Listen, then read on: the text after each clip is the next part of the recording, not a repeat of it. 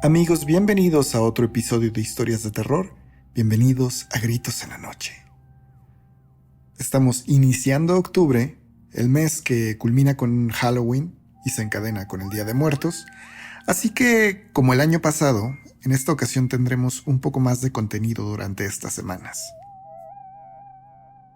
Y para dar inicio al ciclo 2021 de Gritos de Octubre, tenemos 3 historias que tienen que ver con niños y las cosas extrañas que a veces suceden cuando convivimos con ellos. Amigos, si este contenido les gusta, por favor no se vayan sin dejar su like, además de escribirnos sus comentarios en la parte de abajo. Ahora vamos a dar parte a las historias. Ustedes ya saben lo que tienen que hacer. Vayan por una taza de café, reúnan a la familia, apaguen la luz y quédense con nosotros.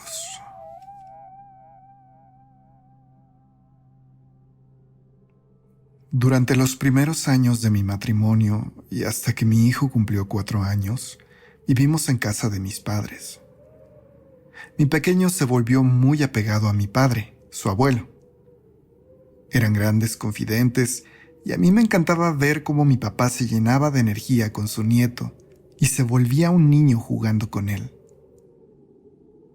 Lamentablemente, un cáncer con el que había luchado por años se llevó a mi padre apenas 8 meses después de que nos fuimos de su casa. Por un momento pensé en regresar a ese lugar con mi madre, pero la realidad es que mis otros 2 hermanos aún vivían ahí y ella no estaba sola. En fin. A mi hijo le dijimos ese tipo de cosas que a veces como padres les decimos a los pequeños.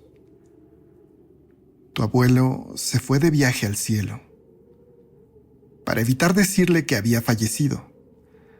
Así que, aunque entendía perfecto la idea de que su abuelo no volvería, no estaba muy segura de que por completo fuera consciente de que su abuelo físicamente ya no estaba. Y es que 2 meses tras el deceso de mi padre, una mañana, mi hijo entró corriendo al cuarto despertándonos a mi esposo y a mí. Estaba muy feliz y gritaba que su abuelo había venido a verlo.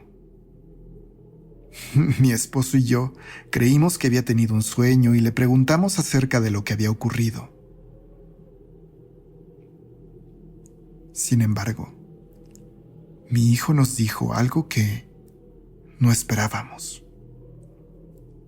Dijo que durante la noche alguien había tocado a su ventana y al despertar había visto a su abuelo de pie por fuera. Aquello era imposible, no solo hablando de mi padre, sino de cualquier persona, ya que el departamento en el que vivimos está en un 2º piso. Mi hijo dijo que su abuelo solo se había quedado ahí, sonriente, saludándolo sin decir nada. Con gran alegría, mi hijo dijo que le había mostrado sus juguetes a su abuelo. Pero como él, siendo tan pequeño, no había podido abrir la ventana, su abuelo no había podido entrar a jugar.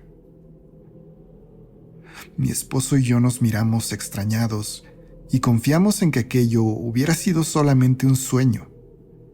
Pero aquellas historias se repitieron por muchos días en los que aquel abuelo despertaba a mi hijo en las madrugadas y simplemente lo veía jugar y lo saludaba. Mi esposo entonces decidió dormir con nuestro pequeño una noche cualquiera para cuidar su sueño y cerciorarse de que nada extraño ocurriera. Eran cerca de las 4 de la mañana cuando mi esposo me despertó al entrar corriendo cargando al niño para dejarlo en mi cama. Me pidió que no saliera de la habitación. Y así en pijama como se encontraba, salió del departamento corriendo y bajó las escaleras del edificio hasta la planta baja, donde salió directo al patio para asomarse por todas las caras del edificio, intentando buscar a alguien ahí, subido de alguna forma hasta nuestro departamento. Mientras eso ocurría, mi hijo, con la inocencia que lo caracterizaba, me dijo muy natural que su papá se había asustado porque su abuelo estaba enojado. No dije nada y esperé a que mi esposo regresara. Cuando lo hizo, y una vez que el niño se había vuelto a dormir ahora en nuestra cama, él me contó lo ocurrido. Unos golpes en el vidrio despertaron a mi esposo, pero por un momento intentó no darle importancia. Al calor de la compañía de su padre, esta vez mi hijo parecía no haber despertado por aquel sonido, así que mi esposo decidió no moverse, intentando preservar el sueño de nuestro pequeño. Pero aquellos golpes no se detuvieron, y de repente el sonido parecía de alguien agitando la ventana, como si tratara de abrirla. Pero, gracias al seguro, eso era imposible. Jorge. Mi esposo escuchó una voz espectral pronunciar su nombre. Y entonces se giró en la cama y se levantó rápidamente y se dirigió a la ventana, intentando buscar a aquella persona que su hijo creía que era su abuelo y que parecía también conocerlo a él. No pudo ver nada y estaba a punto de abrir aquella ventana para asomar la cabeza buscando a esa persona, cuando la voz de mi hijo lo detuvo. No abras. El abuelo está enojado, le dijo mi hijo, que parecía haberse despertado con el alboroto. No abras, papá. Me da miedo cuando al abuelo se le ponen los ojos rojos, dijo mi hijo, mientras su padre lo veía con desconcierto, porque para él no había nadie ahí. Entonces el nombre de mi esposo fue pronunciado de nuevo, pero no por aquella voz fantasmal. Esta vez, por una voz horrible que hacía que al estarme contando esto, a mi marido se le pusieran los vellos de punta. Jorge.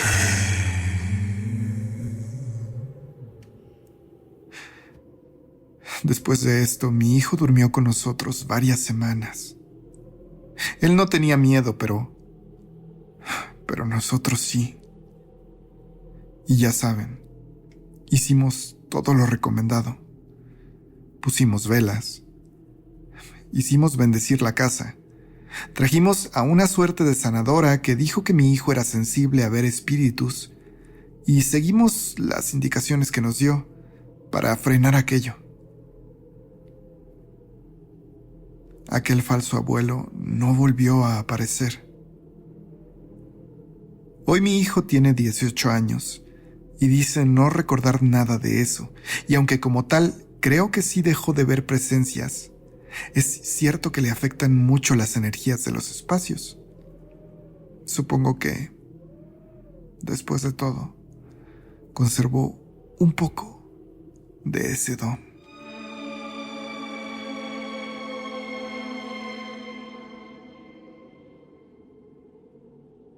Estudié puericultura como carrera técnica en la preparatoria. Elegí hacerlo porque en aquel tiempo no estaba muy segura de querer continuar estudiando la universidad, aunque al final sí lo hice. Y además lo hice porque siempre tuve mucha facilidad en el trato con niños y era muy paciente con ellos. Bueno, soy muy paciente hasta el día de hoy, por lo que no me costó nada de trabajo, en algún momento, aceptar la oferta apurada de la señora Alejandra, una vecina y amiga de nuestra cuadra, para cuidar a su hijo durante un tiempo. Su esposo había tenido que viajar a Zacatecas porque su madre, la abuela del niño, estaba viviendo sus últimos días, y la señora entonces tenía que hacerse cargo del negocio familiar, un negocio de abarrotes muy grande. Así que yo recogía al niño de la escuela y lo cuidaba por la tarde hasta que la señora regresaba a casa. Creo que la primera semana todo estuvo muy bien.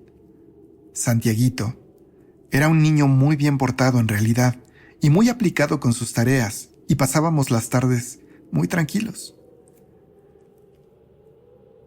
El fin de semana no lo cuidé, y llegado el segundo lunes, la señora Alejandra me llamó para que la esperara un poco más porque debía hacer compras en el súper después del trabajo.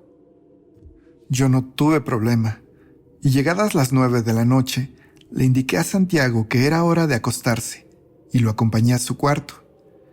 Y entonces, mientras lo ayudaba a quitarse el suéter para que empezara a ponerse la pijama, noté algo que me puso en alerta.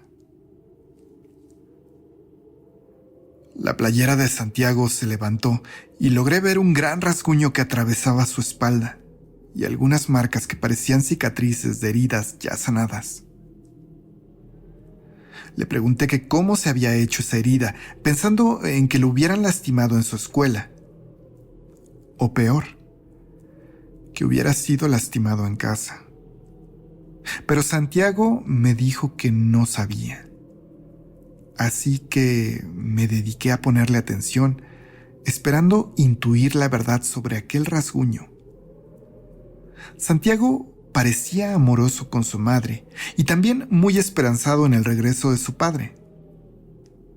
De la escuela siempre salía feliz después de haber jugado con sus amigos, pero a la par de esto, también empecé a notar algo a lo que yo no había puesto mucha atención. Cuando no tenía tareas o las terminaba temprano, Santiago siempre tomaba sus juguetes y salía al patio o subía a su cuarto a jugar. Una de esas tardes cayó un fuerte aguacero y Santiago estaba en su cuarto jugando. Yo preparé un poco de chocolate caliente y decidí subirlo hasta su recámara. Al subir las escaleras, escuché a Santiago hablando, como si estuviera platicando con alguien, y por momentos soltando carcajadas muy efusivas. Pensé que el niño estaba muy entretenido jugando, pero al empujar la puerta para dejar la taza, lo encontré sentado en el piso con las piernas cruzadas, sin ningún juguete frente a él. Me quedé extrañada un segundo, pero entonces decidí actuar normal y dejarle la taza al niño en el buró. Y después salí de ahí dejando la puerta abierta detrás de mí y me paré a un lado esperando escuchar algo. No, tranquilo, es mi amiga, dijo Santiago. Y entonces siguió hablando y diciendo chistes de niños. Realmente no supe qué hacer y un poco consternada bajé nuevamente al comedor donde terminaba yo mis tareas. En los días siguientes, seguí notando cómo por momentos Santiago hablaba solo con la efusividad con la que hablaría alguien con un amigo. Pero también para mi sorpresa, seguí encontrando algunas marcas extrañas en el cuerpo de Santi. Moretones, pequeños arañazos. Y un día, mientras hacíamos la tarea en el comedor, yo me levanté al sanitario y mientras me lavaba las manos, escuché al niño gritar de dolor.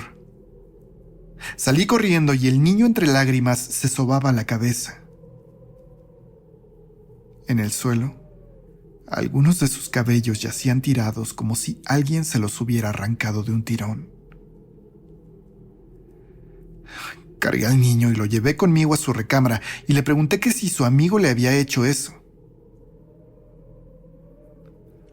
Santiago, entre sollozos, me preguntó que cuál amigo. Y yo, fingiendo saber perfectamente lo que pasaba, le dije que su amiguito con el que luego jugaba en su cuarto o en el patio. Santi se secó un poco las lágrimas para responderme. Ah, ¿Pedro? Se llama Pedro. No sabía que tú también podías verlo. Me dijo mientras yo asentía con la cabeza. No fue él. Fue su papá. Le pega muy feo a Pedro y a mí también me ha pegado cuando nos descubre jugando. Pedro vive aquí, pero no sé dónde vive ese señor y por qué huele tan feo. Abracé a Santiago y aquella tarde no me le separé de nuevo hasta que llegó su madre.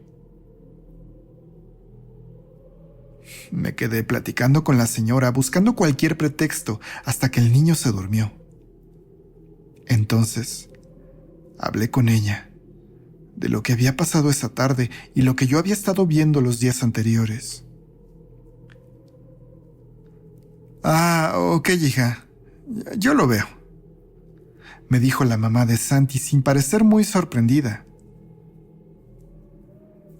A los pocos días, dejé de cuidar al niño porque su padre volvió a casa, y con él vino a vivir con ellos la abuela del niño que milagrosamente se había recuperado y que pudo disfrutar a su familia 5 años más.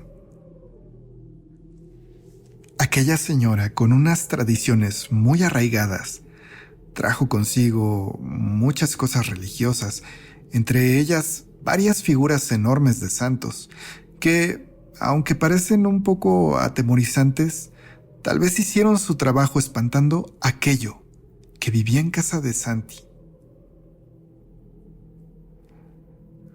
Lo raro es que a la muerte de esa señora, la familia terminó mudándose de esa casa, que hoy se encuentra vacía, abandonada. Nunca la vendieron ni la rentaron. Y permanece ahí, lúgubre y aterradora.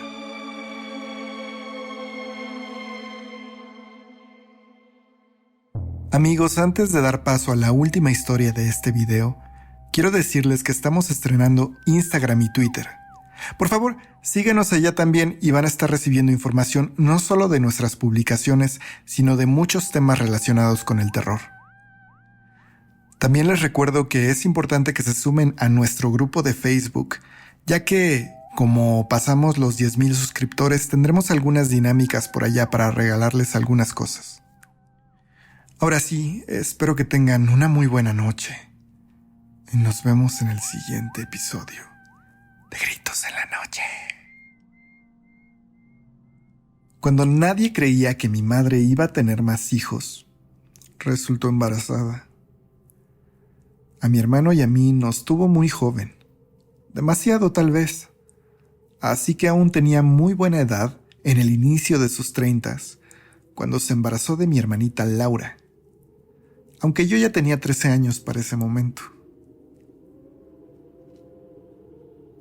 Conforme mi hermana fue creciendo, yo me empecé a volver una especie de segunda madre para ella. Mi mamá había vuelto a trabajar y yo cuidaba por las tardes a mi hermana, que en aquel momento cursaba el 2º año de primaria. En realidad, los días con mi hermana eran muy tranquilos. Supongo que no es mérito de nadie, pero siempre ha sido una niña muy bien portada y hasta cierto punto muy pasiva. Además, por aquellos tiempos conservaba un amigo imaginario que había surgido cuando ella tenía unos 4 años. Billy le llamaba. Que bueno, quiero aclararles que no es un nombre extraño aquí en Estados Unidos donde vivimos. Pues bien, ella a veces jugaba con Billy. No era tan recurrente, y aunado a que en donde vivíamos no había más niños, Supusimos que era algo que mi hermana se había inventado para tener un compañero de aventuras y nunca nos opusimos ni lo cuestionamos. Billy había perdurado por varios años y la verdad para nosotros era ya algo normal. Por muchas situaciones en mi escuela y problemas con mis padres, empecé a tener ligeros síntomas de ansiedad, que afortunadamente no avanzaron porque rápidamente los atendió el papá de una amiga muy querida que era psiquiatra. Me recetó algunos ansiolíticos por un tiempo muy corto y un tratamiento un poco más largo con antidepresivos. Como seguramente han visto, muchos de estos medicamentos controlados se venden aquí sueltos en frasquitos que te proporcionan las farmacias, etiquetándolos con tu prescripción personal. Yo guardaba esos medicamentos en el baño de mi cuarto y realmente estaba segura que Laurita nunca había visto mis medicinas. Una tarde empecé a sentir un poco de ansiedad, que poco a poco se fue acrecentando. Así que en algún momento tomé un vaso de agua y subí a mi cuarto, a mi baño, dispuesta a tomarme un ansiolítico, y dejé a mi hermana haciendo su tarea en el comedor. Tomé la pastilla y mientras respiraba un poco esperando que hiciera efecto, mi hermana abrió la puerta de mi baño. «Hermana, ya no tomes esos dulces», me dijo con tono de preocupación. «¿Dulces? ¿Cuáles dulces?», le respondí un tanto confundida por lo que me había preguntado. «Sí, esos dulces de tu baño, como el que te acabas de tomar. Billy dice que su papá le dio muchos de esos dulces a él y a su hermano, y después se quedó dormido y cuando despertó ya no había nadie en su casa, ninguna de sus cosas, y no sabía dónde estaba, y estuvo solo mucho tiempo hasta que nos conoció». Abracé a mi hermana y le dije que no se preocupara, que lo que yo había tomado no eran dulces, sino medicinas, que le dijera a Billy que todo estaba bien y no supe en realidad qué más hacer. Le platiqué a mi mamá y pusimos una veladora para aquel niño. Billy eventualmente desapareció y mi hermana parece haber olvidado todo lo que jugaba con él. Supongo que eso está bien. Después de todo, Billy fue al lugar en el que tenía que estar, un lugar mejor. ¿Ustedes qué opinan, amigos?